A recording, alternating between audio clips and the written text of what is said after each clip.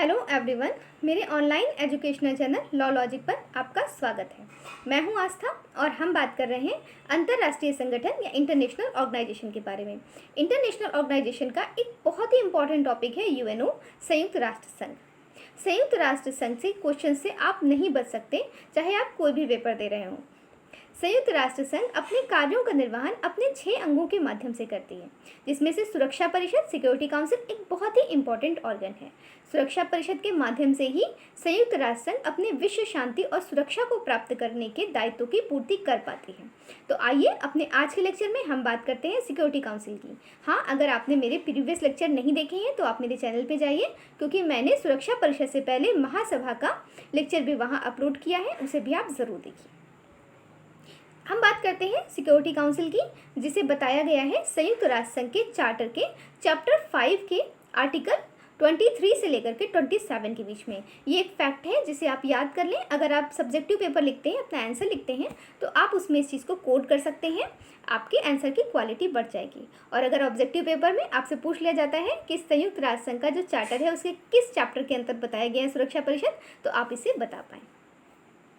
हम बात करते हैं सिक्योरिटी काउंसिल के कंपोजिशन या संरचना के बारे में। तो हम देखते हैं कि सिक्योरिटी काउंसिल की टोटल सदस्य संख्या है 15। जिन 15 सदस्यों को हम 2 भाग में बांटते हैं, स्थायी सदस्य और अस्थायी सदस्य।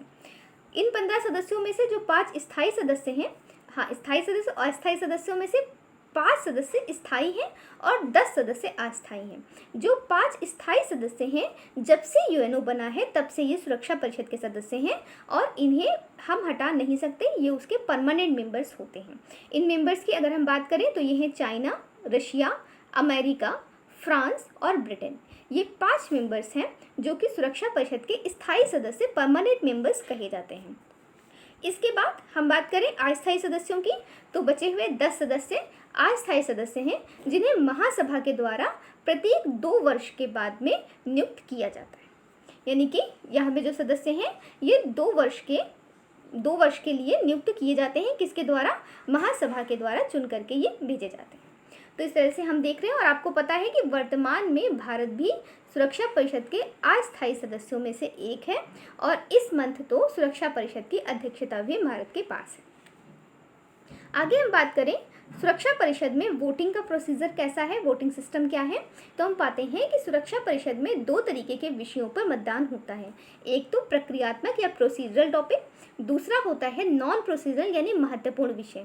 दोनों के विषय में हमें अलग अलग वोटिंग सिस्टम देखने को मिलता है। तो जो आपका प्रोसीजरल टॉपिक है, कोई भी प्रोसीजरल सब्जेक्ट है, उस पर अगर कोई भी बात है, प्रोसीजर का मतलब हो गया कोई प्रक्रिया संबंधित, यानी कब बैठक करनी है, कहाँ बैठक करनी है, कौन सी रिपोर्ट बननी है, इससे संबंधित कोई साधारण सी बात है, तो उसके विषय में जो निर्णय होगा वो 9 सकारात्मक मतों के द्वारा होगा। यानी सुरक्षा परिषद की टोटल सदस्य संख्या 15 है। उन 15 में से कोई भी 9 सदस्य अगर अपना सकारात्मक मत देते हैं तो वहाँ उसका निर्णय हो जाएगा। दूसरी बात हमने की है महत्वपूर्ण विषय की। महत्वपूर्ण विषय में 9 सकारात्मक मत होने चाहिए, जैसे कि हमने अभी कहा कि 15 सदस्यों में से 9 सदस्यों का सकारात्मक मत, पॉजिटिव वोट हो। लेकिन इसमें ये भी महत्वपूर्ण है कि उन 9 पॉजिटिव वोट्स में सुरक्षा परिषद के 5 स्थायी सदस्यों का मत भी इंक्लूड होना चाहिए। यानी सुरक्षा परिषद के स्थायी सदस्यों का समर्थन होना आवश्यक होता है जब भी किसी महत्वपूर्ण विषय की बात की जाती है। लेकिन यहाँ पर अगर सुरक्षा परिषद का कोई स्थायी सदस्य अनुपस्थित है तो उस स्थिति में उस विषय पर अपना निर्णय लिया जा सकता है 9 सकारात्मक मत के द्वारा। वहाँ ये आवश्यक नहीं होता है कि अगर कोई देश जो है, कोई मेंबर अनुपस्थित है तो उसके लिए उस प्रोसीजर को रोका जाए। ऐसा करने का कोई भी प्रावधान नहीं है। तो हमने देखा कि वोटिंग सिस्टम 2 पार्ट में हम डिवाइड कर सकते हैं। एक तो आपकी प्रोसीजरल टॉपिक, एक नॉन प्रोसीजरल टॉपिक। जो आपके प्रोसीजरल मैटर्स हैं वहाँ पर 9 सकारात्मक मत, जिसमें कि कोई भी स्पेशल प्रोविज़न नहीं है, लेकिन आपके इंपॉर्टेंट टॉपिक जो भी नॉन प्रोसीजरल हैं वहाँ पर हम देखते हैं कि जो 9 सकारात्मक मत हैं उनके अंतर्गत आपके सुरक्षा परिषद के स्थायी सदस्यों के मत होना आवश्यक है।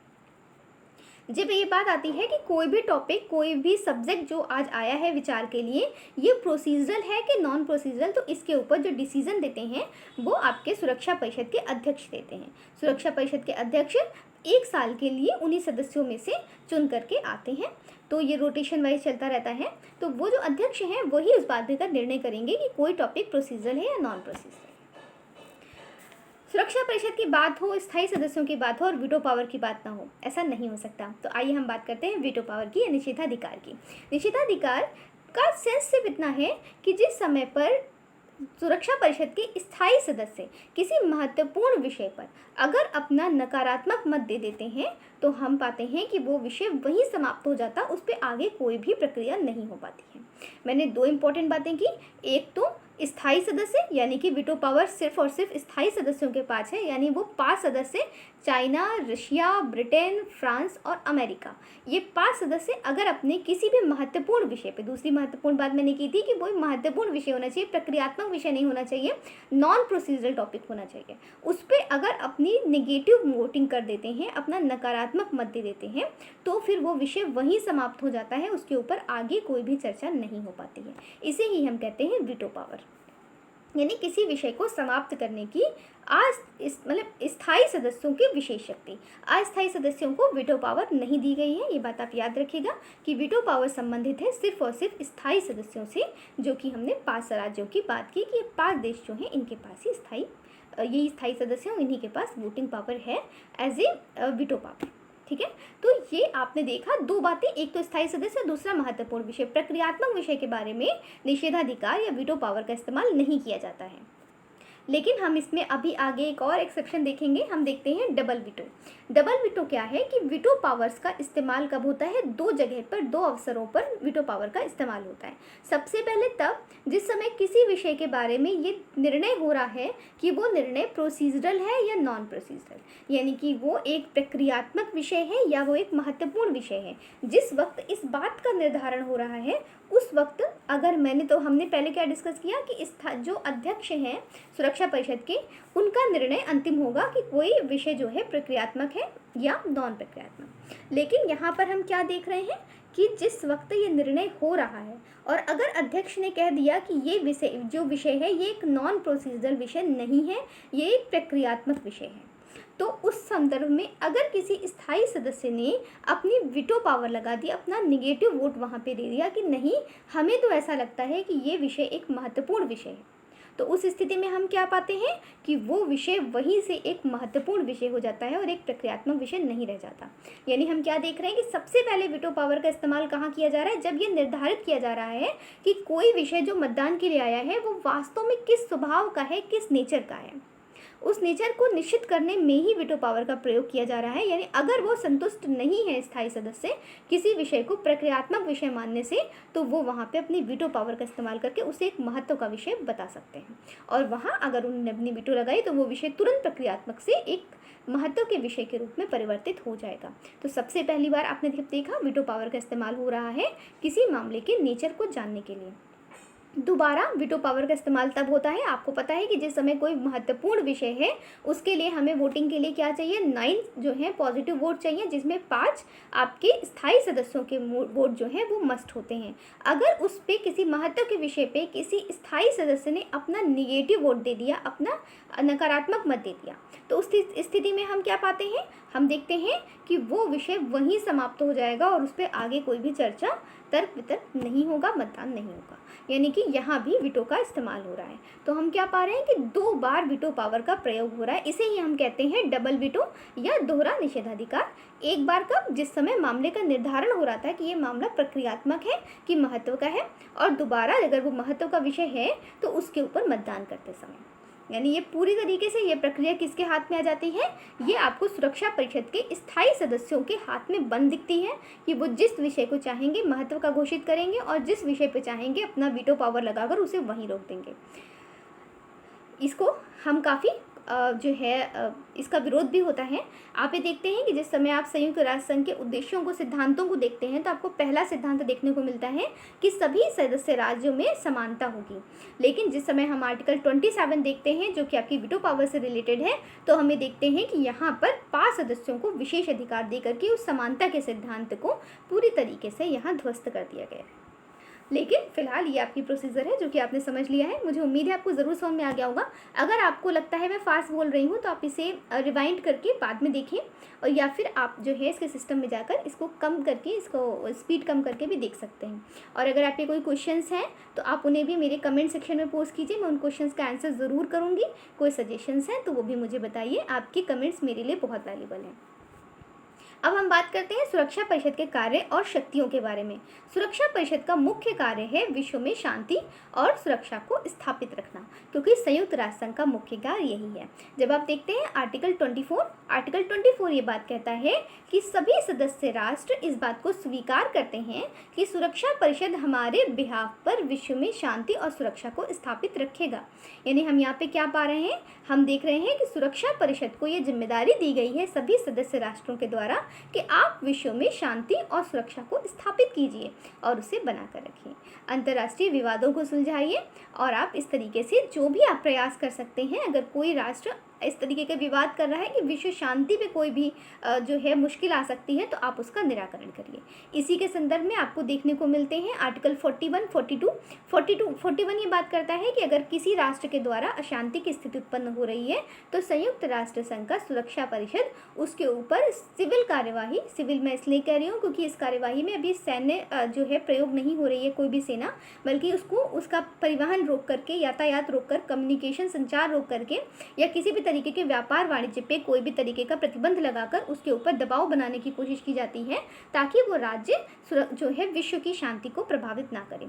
42 ये बात करता है कि अगर 41 के उपाय सारे विफल हो जाते हैं, इस तरीके प्रतिबंध लगाने के बावजूद वो राष्ट्र जो है अशांतिपूर्ण कार्य कर रहा है, तो उस स्थिति में उसके ऊपर सैन्य कार्यवाही भी की जा सकती है। सेना के द्वारा, जो सभी राष्ट्रों के द्वारा संयुक्त रूप से बनाई हुई यूएनओ की सेना है, उसके द्वारा उस पर कार्यवाही की जा सकती है। तो आप ये देख रहे हैं कि सुरक्षा परिषद के पास में वो शक्तियां हैं और इसका ये दायित्व है कि वो विश्व में शांति और सुरक्षा को स्थापित रखें। इसके विषय में मैं एक अलग से वीडियो बनाऊंगी जिसमें मैं जो है सुरक्षा परिषद के अचीवमेंट्स की बात करूंगी, सुरक्षा परिषद ने यूएनओ के अचीवमेंट्स की बात करूंगी। वहाँ पे मैं सुरक्षा परिषद के जितने भी शांति स्थापित करने के लिए किए गए प्रयास हैं उन सबको मैं विस्तार से बनाऊंगी। आपसे है मेरा अनुरोध है कि आप मेरे चैनल के साथ जुड़े रहिए और आप मेरे वीडियोज़ देखिए, आपको निश्चित रूप से इससे बहुत लाभ होगा। जो मैं इसके अदर फंक्शंस की अगर मैं बात करूं कि इसके अन्य कार्य क्या हैं, तो अन्य कार्यों में निर्वाचन संबंधी कार्य हम देखते हैं। सुरक्षा परिषद जब किसी नए सदस्य की यूएनओ में एंट्री की बात होती है, अगर कोई देश जो अब तक यूएनओ का सदस्य नहीं है सदस्य बनना चाहता है, तो उसके लिए आवश्यक है कि सुरक्षा परिषद उसे इस बात के लिए सहमति दे। जब तक सुरक्षा परिषद के 9 सकारात्मक मत नहीं होते हैं, और ये एक महत्व का विषय माना जाता है, इसलिए इन 9 सकारात्मक मतों के अंदर सुरक्षा परिषद के स्थायी सदस्यों के जो है मत होना भी आवश्यक होता है। इन सदस्यों के द्वारा ही जब ये 9 मत हो जाते हैं, उसके बाद ही किसी सदस्य को महासभा के द्वारा, मतलब किसी राज्य को महासभा के द्वारा यूएनओ का सदस्य बनाया जा सकता है। तो आप क्या देख रहे हैं, किसी नए राज्य को सदस्य बनाने के कार्य में सुरक्षा परिषद एक अहम भूमिका निभाती है। इसी के साथ में जो आप और भी देखें तो महासचिव की नियुक्ति की बात अगर हम करें, तो महासचिव की नियुक्ति में भी सुरक्षा परिषद अपना महत्वपूर्ण भूमिका निभाती है। वही सजेस्ट करती है कि इस कैंडिडेट को नियुक्त किया जा सकता है, तभी महासभा उसे नियुक्त करती है। दूसरी तरफ हम एक ये भी चीज़ देखते हैं कि जब न्यायाधीशों की नियुक्ति की बात आती है, अंतर्राष्ट्रीय न्याय के न्यायालय की बात करें, तो उसके जो 15 न्यायाधीश हैं उसके चयन में भी सुरक्षा परिषद अपना महत्वपूर्ण रोल निभाती है। सुरक्षा परिषद उन सदस्यों को तब तक चुनती है जब तक महासभा भी उन्हीं सदस्यों को नहीं चुन लेती, और तब उन्हें न्यायाधीश के रूप में नियुक्त किया जाता है।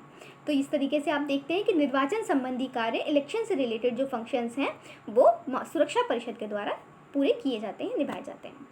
इसके बाद हम आगे देखें तो सुपरविज़न रिलेटेड जो इनकी पावर्स और इनकी ड्यूटीज़ हैं पर्यवेक्षण से संबंधित, यानी सुरक्षा परिषद क्या करती है, सुरक्षा परिषद सामाजिक और आर्थिक परिषद पे या अन्य देशों पे कि वो कोई अशांतिपूर्ण कार्यवाही तो नहीं कर रहे हैं। अगर किसी देश पर ये आरोप लग रहा है कि वो विश्व में अशांति उत्पन्न कर रहा है, तो उसके बारे में अन्वेषण करना, इन्वेस्टिगेशन करना कि क्या वो ऐसा वास्तव में कर रहा है, इन सारी चीज़ों के बारे में सुरक्षा परिषद को राइट होता है। तो सुरक्षा परिषद एक सुपरविज़न का काम करती है कि वो ये देखती है कि विश्व में शांति और सुरक्षा स्थापित है, अगर उसमें कोई विघ्न है तो किसके कारण आ रही है, उसे हम कैसे दूर कर सकते हैं। इसके बाद हम बात करें तो संवैधानिक कार्यों की, तो यहाँ पर हम ये देखेंगे कि अगर सुरक्षा परिषद संयुक्त राष्ट्र संघ के चार्टर में कोई भी अमेंडमेंट करना है, कोई संशोधन करना है, तो जब तक सुरक्षा परिषद के 9 सकारात्मक मत, जिसमें स्थायी सदस्यों के 5 मत भी नहीं शामिल हैं तब तक किसी भी तरीके का कोई संशोधन नहीं किया जा सकता। ये संशोधन किस प्रकार से होंगे? जब सुरक्षा परिषद के 9 सदस्यों के मत आएंगे, जिसमें क्योंकि ये महत्वपूर्ण विषय है चार्टर में संशोधन करना, तो इसके अंदर 5 सकारात्मक मत स्थायी सदस्यों के होने भी आवश्यक है। लेकिन फिर से मैं वो चीज़ कहूँगी कि अगर कोई सदस्य अनुपस्थित है तो उसकी जिम्मेदारी सुरक्षा परिषद की या यूएनओ की नहीं है। अगर सदस्य अनुपस्थित है तो उसकी अनुपस्थिति की स्थिति में भी कोई भी निर्णय लिया जा सकता है। लेकिन अगर कोई स्थायी सदस्य उपस्थित है और उसने अपना नकारात्मक मत दे दिया तो वहाँ वीटो पावर इस्तेमाल होती है और वो मामला आगे नहीं बढ़ सकता। तो यहाँ हम देखते हैं कि अगर कोई भी चार्टर में संशोधन करना है तो संयुक्त राष्ट्र संघ की 2 जो अंग हैं, सुरक्षा परिषद और महासभा मिल करके करते हैं, जिसमें सुरक्षा परिषद एक महत्वपूर्ण रोल निभाती है। इसके अलावा महासभा की बैठक बुलानी है, आपातकालीन बैठक बुलानी है, विशेष बैठक बुलानी है, इस सब में भी सुरक्षा परिषद का महत्वपूर्ण रोल होता है। तो आप ये देखेंगे कि सुरक्षा परिषद एक बहुत ही इम्पॉर्टेंट ऑर्गन है यूएनओ का, जो कि यूएनओ के मेन ऑब्जेक्ट को पूरा करने में यूएनओ की बहुत सहायता करता है। हम देख लेते हैं दो तीन इम्पॉर्टेंट केसेस को। सबसे पहले बात करते हैं नमीबिया के केस को, जो 1971 का केस है। यहाँ हम ये बात देख रहे हैं, जिसको हमने बार बार डिस्कस किया है, कि अब्सेंट अगर है कोई भी नेशन पार्टी जो मेंबर है उसको सिक्योरिटी काउंसिल का, अगर वो किसी वोटिंग प्रोसीजर में अब्सेंट है तो उस कंडीशन में वोटिंग नहीं रुकती है। वोटिंग होगी, जितने लोग प्रेजेंट हैं उनके थ्रू होगी और मामले का डिसीजन लिया जाएगा। तो ये चीज़ हमने इस केस में भी देखने को हमें मिल रही है। तो यहाँ हम ये चीज़ देख रहे हैं। और यहाँ पे एक बात और भी देखिए कि अगर कोई मेंबर प्रेजेंट है मीटिंग में, लेकिन फिर भी अगर वो अपना वोट नहीं दे रहा है, तब भी प्रक्रिया नहीं रुकती है, तब भी उस प्रक्रिया पर बाकी सदस्यों के मतदान के द्वारा निर्णय होता है। निर्णय सिर्फ और सिर्फ एक कंडीशन में रुकता है, जब कोई स्थायी सदस्य उपस्थित है और उसने अपना नकारात्मक मत दिया है, अपने वीटो पावर का प्रयोग किया है। सिर्फ और सिर्फ उस स्थिति में ही ऐसा होता है कि कोई भी विषय जो है उस पर कार्यवाही आगे ना हो पाए, अन्यथा अनुपस्थित है या वोट नहीं दे रहा, उससे कोई भी प्रभाव नहीं पड़ता। और ये बात कही गई थी आपके नमीबिया के केस में। यहाँ पे रशिया का मैटर था, रशिया जो है प्रेजेंट नहीं था, तो यहाँ लेकिन कोर्ट ने ये चीज़ कही कि आप प्रेजेंट, आपसे उम्मीद की जाती है कि आप सिक्योरिटी काउंसिल में प्रेजेंट होंगे। अगर आप प्रेजेंट नहीं है तो ये आपकी प्रॉब्लम है, सिक्योरिटी काउंसिल की प्रॉब्लम नहीं है।